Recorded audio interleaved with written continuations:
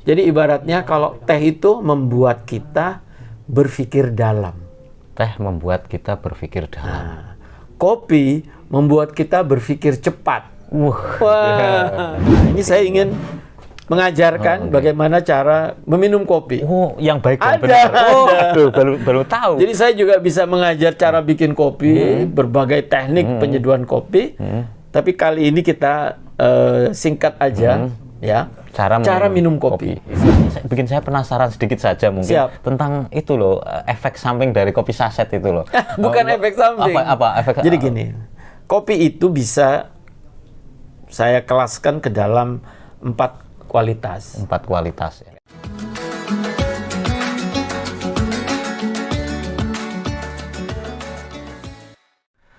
Assalamualaikum warahmatullahi wabarakatuh, sobat-sobat NU Online dimanapun kamu berada. Kali ini kita akan berbincang spesial karena kita juga kedatangan tamu yang spesial ya.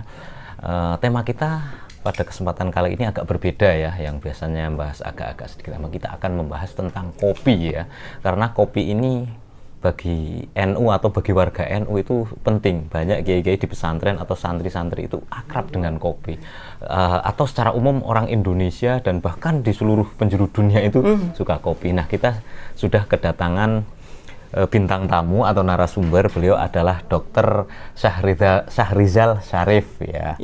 Beliau adalah Ketua PBNU Bidang Kesehatan dan juga beliau sebagai Wakil Rektor 4D UNUSIA atau Universitas Nahdlatul Ulama Indonesia yang ada di Jakarta.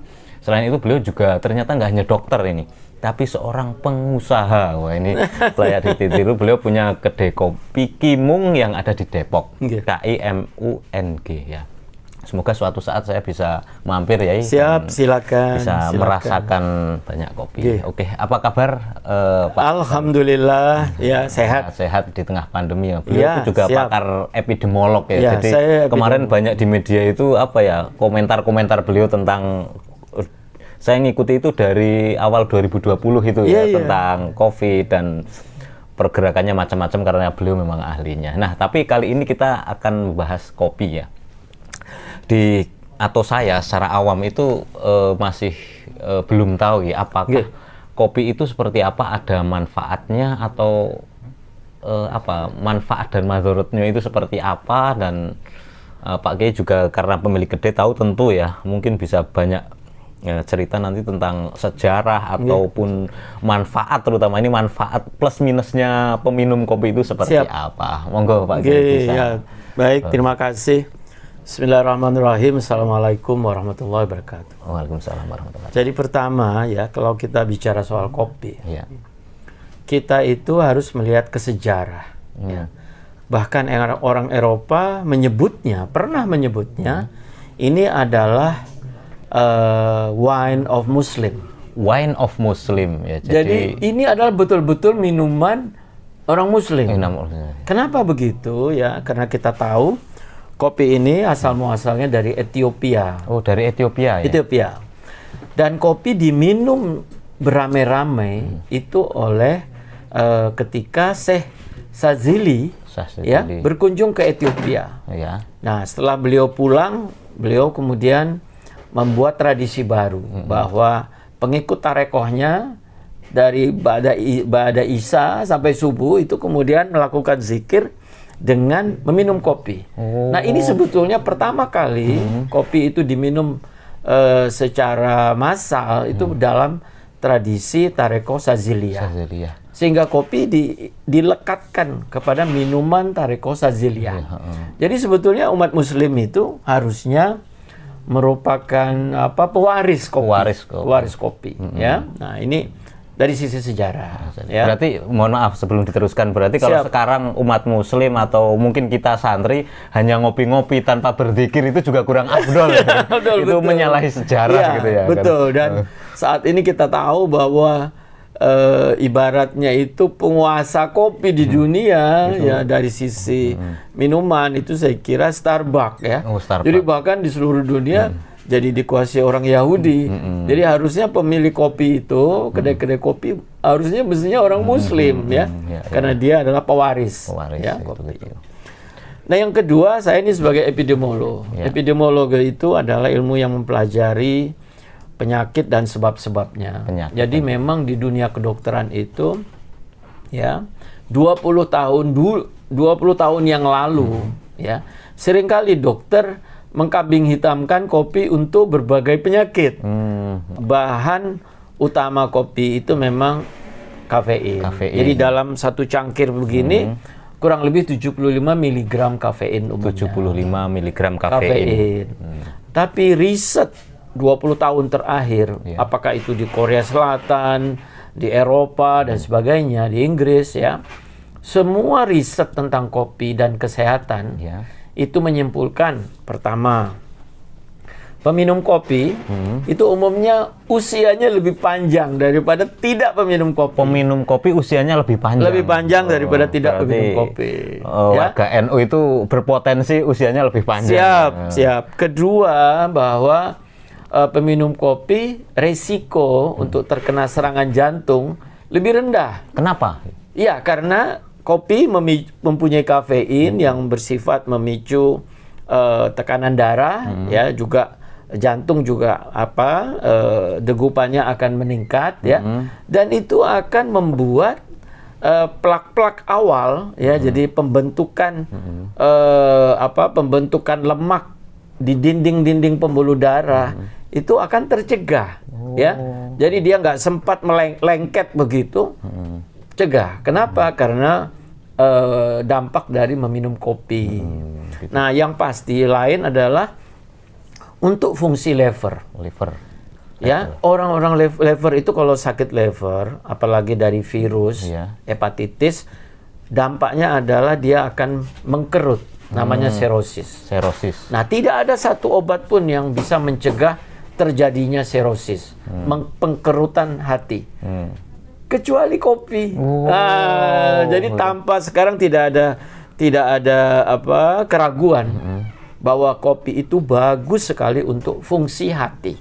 Ada unsur obatnya juga begitu ya. Dia akan memperbaiki, bisa mencegah agar hati itu mengkerut. Nah, ini yang sebetulnya luar biasa dampaknya, ya. Apalagi manfaatnya? Fungsi otak, ya, karena peminum kopi aliran darah ke otaknya lebih lancar, maka gangguan-gangguan pikun atau demensia itu pada peminum kopi berkurang ya. Yang dikhawatirkan adalah penyakit Alzheimer yang membuat orang lupa betul-betul terhadap dirinya dan lingkungannya. Nah, ini peminum kopi bisa mencegah orang untuk tidak terkena Alzheimer. Jadi kesimpulannya dari sisi kesehatan ya, kopi itu saat ini memberikan manfaat besar sekali. Nah, dan manfaatnya itu tidak berkurang. Kalau kopinya kita campur gula atau kita campur susu kental manis, tidak berkurang. Terutama yang kopi murni itu ya, belum dicampur yang aneh-aneh macam-macam. Nah, ini sekarang memang kalau kita bicara kopi yang seperti apa yang sehat. Kopi yang memberikan dampak maksimal itu adalah kopi yang diseduh. Sebelum diseduh dia itu dekat waktunya dengan digerus. Jadi kalau kita mau bikin kopi, saya tidak menganjurkan Anda untuk membeli kopi yang dalam bentuk bubuk-bubuk. Ya, sebaiknya beli dalam bentuk biji, minta digerus. Nah, nanti atau beli alatnya ya. Ya, atau beli alatnya. Kita harus paham bahwa kalau sudah digerus itu teroksidasi dan itu kopi manfaatnya hanya 15 hari. Menurun ya? Iya, menurun. Jadi baik itu kualitas kopi itu sangat menurun lebih dari 15 hari. Kalau sudah dalam bentuk bubuk, karena dia akan teroksidasi. Ya. Nah, saya kira inilah yang hal-hal yang perlu diperhatikan. Tapi adakah efek negatif dari peminum kopi ini? Terutama untuk kesehatan. Jadi gini, itu. Satu cangkir kopi sehat, tapi 2 cangkir kopi lebih sehat per hari. Oh gitu. 3 cangkir lebih sehat lagi. 4 cangkir lebih besar manfaatnya, tapi 5 cangkir tidak dianjurkan. Jadi kita menganjurkan kopi untuk kesehatan itu adalah 4 cangkir sehari. Nah, kita harus lihat dampaknya. Dampaknya adalah sebaiknya tidak minum kopi terakhir melewati jam 5 sore. Oh. Kenapa? Gitu. Karena dampaknya itu bisa 6 sampai 8 jam ke depan. Nggak bisa nanti tidur. Gangguan tidur. Oh, ya. Tapi kecuali untuk orang tertentu. Nah, orang ini kita menyebutnya sebagai caffeine tolerance. Maksudnya kafein toleran. Orang ini dampak kafein yang nggak ada. Ya, dia minum jam 9 malam kopi, tetap jam 10 dia bisa tidur. Nah, ini namanya kafein toleran. Kalau saya kan sering ya kerjanya itu malam gitu. Nah, kalau nggak minum kopi itu ngantuk gitu. Jadi ya kita harus minum kopi di malam hari itu jam 9 itu juga nggak apa-apa sepanjang tidak mengganggu tidur kita, gitu. Pola tidur nggak ada masalah. Ya. Jadi kita menggunakan kopi berarti untuk stimulan bekerja. Ya. Filosofinya saya bisa sebutkan. Ya. Teh itu banyak sekali dikembangkan di Jepang, di Cina, di Taiwan, ya, di Korea. Jadi ibaratnya kalau teh itu membuat kita berpikir dalam. Teh membuat kita berpikir dalam. Nah, kopi membuat kita berpikir cepat. Wah, jadi kalau Anda seorang bankir ya atau politikus ya Anda sebaiknya minumnya kopi. Nah, gitu ya. Tapi kalau Anda seorang seniman, bikin kaligrafi, bikin apa, wah itu sebaiknya minumnya teh, karena membuat berpikir dalam. Nah ini filosofinya seperti itu. Dua-duanya manfaat, baik teh maupun kopi. Itu tadi dari sisi ilmu ya, sisi ilmu. Kemudian saya ingin menggali lagi dari sisi pengalaman ya. Mau sejak kapan minum kopi? Jadi gini, seperti yang saya sampaikan, ya, saya terus terang ini jadi testimoni, walaupun testimoni tidak bisa dianggap sebuah kebenaran, karena basis kebenaran itu adalah riset ya. Tapi saya mau bilang, sejak SMA sampai saya mahasiswa, itu saya kalau diperiksa waktu mahasiswa, istilahnya tuh HbHsAg saya positif. Artinya saya pernah tertular hepatitis B. Ya. Walau setelah diperiksa lanjut tidak aktif, artinya tidak menularkan ke orang lain. Ya. Nah itu berarti ada gangguan fungsi hati. Ya. Nah setelah saya berkenalan dengan kopi, saya minum 4 cangkir kopi sehari. Ya, 4 cangkir kopi tentu yang fresh, artinya baru digerus lalu buat. Saya minum selama 3 tahun. Sampai setelah itu 3 tahun sampai hari ini, fungsi hati saya jadi normal. Oh, alhamdulillah. Ya, HbHsAg saya jadi negatif. Dan biasanya agak tinggi, ada kadar tertentu untuk fungsi hati, namanya bilirubin, itu juga tidak tinggi. Jadi bisa dibilang dengan 4 cangkir rutin selama 3 tahun ya, itu membuat fungsi hati saya menjadi lebih baik. Nah, itu dari sisi itu. Lalu kemudian tahun 2011 saya mendirikan kedai kopi. Ya, bukan untuk bisnis tapi untuk passion saya di kopi. Ya, pernah kedai kopi saya mencapai 5 outlet. Namun karena COVID, akhirnya saat ini masih ada bertahan kedai kopi Kimung di Depok. Nah, kedai kopi Kimung ini pun sudah saya kasih wasiat ke anak-anak bahwa kedai kopi ini harus bertahan 100 tahun. Jadi tempat kedai kopi saya itu di Depok tidak boleh diubah menjadi usaha lain, hanya kopi saja selama 100 tahun. Dan kita insya Allah memberikan kopi terbaik. Ya, memang old fashion, maksudnya saya tidak menggunakan mesin-mesin espresso. Saya menggunakan kopi ala ibrik, ya, yang dari Istanbul. Saya juga yang utama kopi Kimung itu adalah penyeduhan dengan Vietnam drip. Nah, ini dari Vietnam. Lalu kemudian ada tentu sifon, ada perkulator Amerika ada, ya. Jadi, totalnya berapa itu semua kopi yang ada di kedai, Pak? Jadi di kedai saya sebetulnya orang bisa menikmati kopi dengan kurang lebih 23 kopi. Satu kopi itu bisa disajikan dengan berbagai ya, mulai dari teknik Hainam yang pakai saringan. Nanti bisa mau ala Turki, kita ibrik ya, kita masak, atau pekulator dimasak. sifon juga dimasak, dapat kopi yang jernih, ya. Nah, teknik-teknik itu kalau dikombinasi, saya menggunakan Aceh Gayo untuk single originnya, Aceh Gayo Sumatera Mandailing, lalu Toraja, Kalosi dan Papua Wamena, lalu ada Java Arabica. Jadi ada 5 jenis kopi yang bisa dinikmati dengan berbagai teknik penyeduhan. 5 jenis kopi dari berbagai negara itu ya? Enggak, dari Indonesia semua. Dari Indonesia semua. Tapi teknik penyeduhannya itu berbagai macam. Ada dari Prancis juga French press. Ya, jadi ada 6 atau 7 teknik yang saya sajikan di kedai kopi dengan 5 kopi, jenis kopi, ya. Jadi kalau dikombinasi itu praktis ada lebih sekitar 26 lah, ya, 26 alternatif untuk minum kopi di kedai. Jadi saya tulis tagline-nya, kedai kopi Kimung itu adalah rumah seni minum kopi. Itu untuk umum. Tapi kalau bagi penyeduh kopi, saya bilang tagline kita adalah selalu ada waktu untuk secangkir kopi bersama sahabat. Itu yang penting. Kalau paling favorit dari aneka kopi yang disediakan di kedai itu apa bagi? Ya, jadi memang best seller kita, kalau bilang best seller itu adalah kopi Kimung. Kopi Kimung. Ya. Jadi kopi Kimung itu adalah kopi susu dengan teknik penyeduhan Vietnam drip.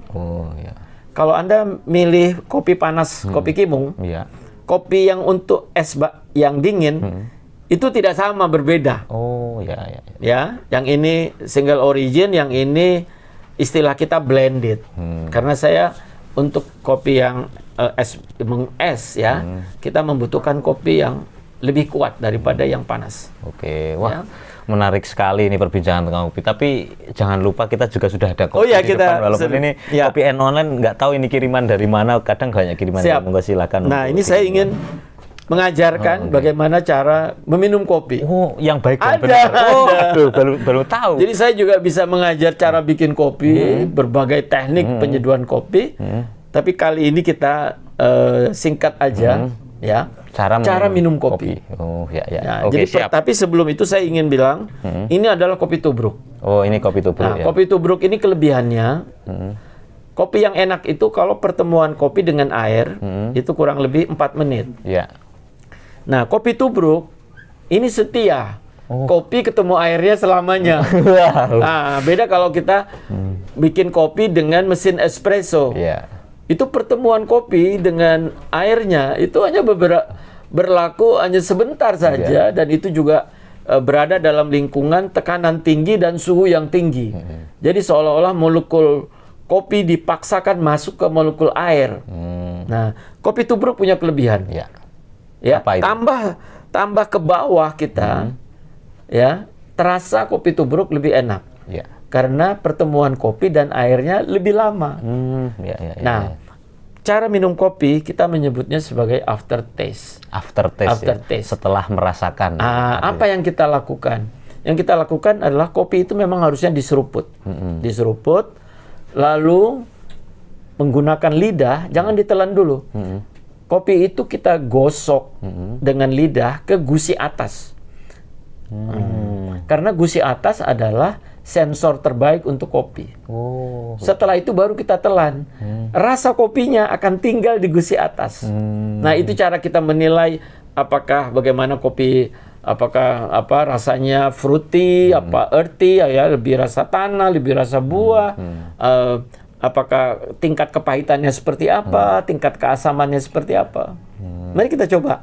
Aftertaste, ya. Jadi caranya saya juga ini diseruput, lalu saya gosok, lalu saya telan. Nah,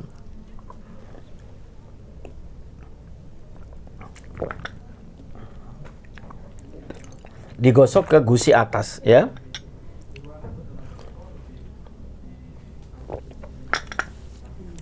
Nah, baru ditelan. Jadi sebetulnya minum kopi itu jangan diselesaikan dalam waktu singkat. Gitu ya. Kita seruput, kita gosok, telan. Nikmati seruput, dulu. Ya. Gosok, telan. Ya, berarti kita sambil bicara bisa 1 jam menyelesaikan 1 cangkir kopi.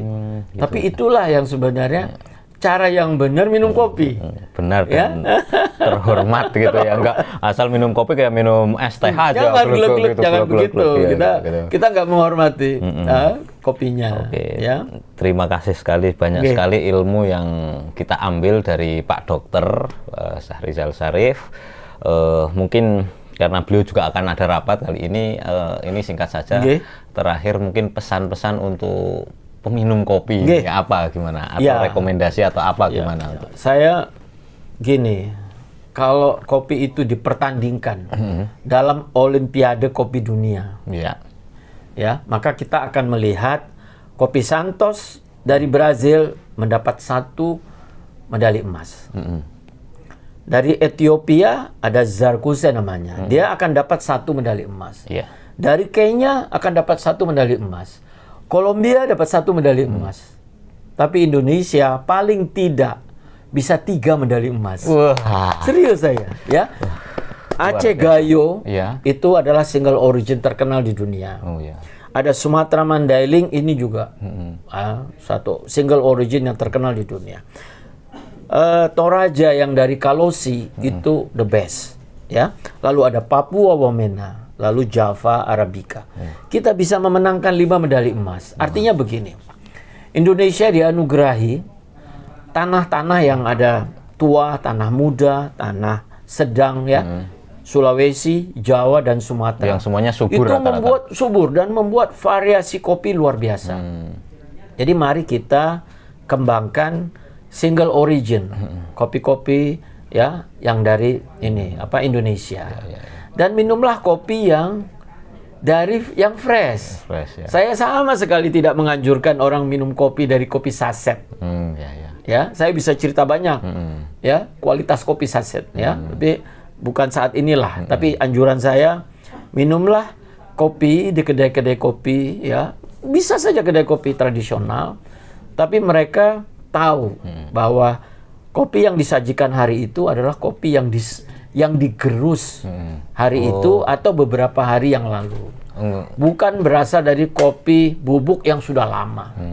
Nah, saya kira ini mari kita Indonesia walaupun penghasil kopi di dunia, ya eksportir kita luar biasa, tapi masih saja peminum kopi kita kalau dilihat per kapitanya masih rendah, ya. Tapi saya senang sekali seluruh pemerintah daerah sekarang mengembangkan bagian dari pariwisata kopi-kopi lokal, ya. Sekarang kita banyak mengenal di setiap daerah. Nah, mari kita galakan ya, minum kopi, kembangkan. Ini adalah bagian untuk meningkatkan, mengurangi kemiskinan, ya. Meningkatkan perekonomian. Juga silaturahmi, terutama warga NU. Ya, warga NU adalah identik peminum kopi, ya. Jadi mari kita kembangkan. Tidak hanya jadi peminum, tapi juga mari kembangin mulai dari petani, ya, dari petani, pengolah kopi sampai ke kedai kopi, dan kalau perlu menjadi eksportir kopi. Ya. Kalau suatu saat ada pelatihan ngeracik kopi dan sebagainya, mungkin siap jadi narasumber. Saya udah sering juga diminta untuk mengajarkan bagaimana menyeduh kopi, ya. Termasuk mengembangkan bagaimana sih bikin kedai gitu. Siap. Tapi tadi mohon maaf ya, tadi bikin saya penasaran sedikit saja mungkin tentang itu loh, efek samping dari kopi saset itu loh. Bukan efek samping. Apa efek? Jadi gini, kopi itu bisa saya kelaskan ke dalam 4 kualitas. 4 kualitas ya. Kualitas pertama itu namanya premium. Premium ya. Premium itu ada standarnya. Jadi dalam 250 gram itu kita tidak boleh, ukurannya adalah kecacatan. Jadi kalau premium itu praktis cacatnya boleh 3 saja dari 250 gram kopi. Ya, kopi premium tidak dijual di pasaran. Ini pesanan. Jadi Starbucks misalnya pesan ke pihak ketiga untuk mendapatkan kopi premium. Jadi pengusaha-pengusaha kelas kedai kopi kelas dunia itu memesan kopi premium, karena kopi premium tidak dijual di pasaran, dipesan.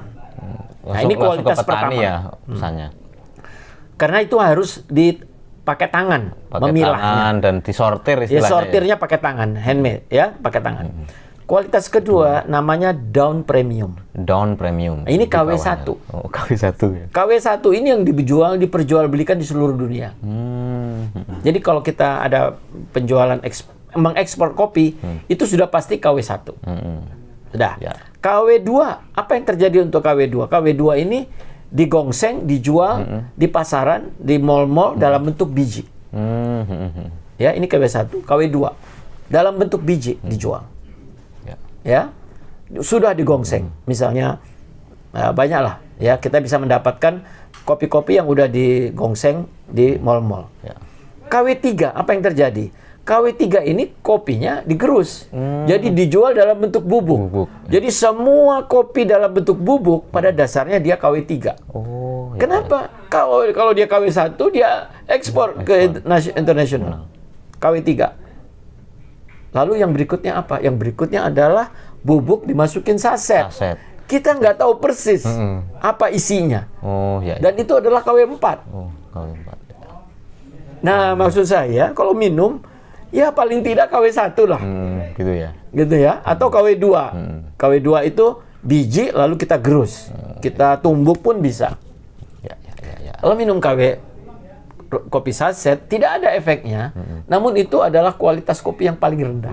Kualitas paling rendah. Ya, jadi itu dalam strata kopi internasional. Wah, menarik sekali. Kita ingin berlama-lama lagi, tetapi waktunya itu sudah saya takut mengganggu waktu beliau karena ini mau ada jadwal rapat, mau muktamar NU. Nah, ini lebih dibutuhkan banyak orang daripada dari sini. Terima kasih Kiai atas waktunya. Semoga ilmu ini bermanfaat untuk masyarakat Indonesia, menginspirasi khususnya untuk Nahdliyin bangkitkan kopi demi menunjang ekonomi dan kesejahteraan. Kurang lebihnya mohon maaf. Wallahul muwaffiq ila aqwamit thoriq. Wassalamualaikum warahmatullahi wabarakatuh. Kita jumpa di dialog lain di NU Online. Monggo silakan. Terima kasih. Ya gitu.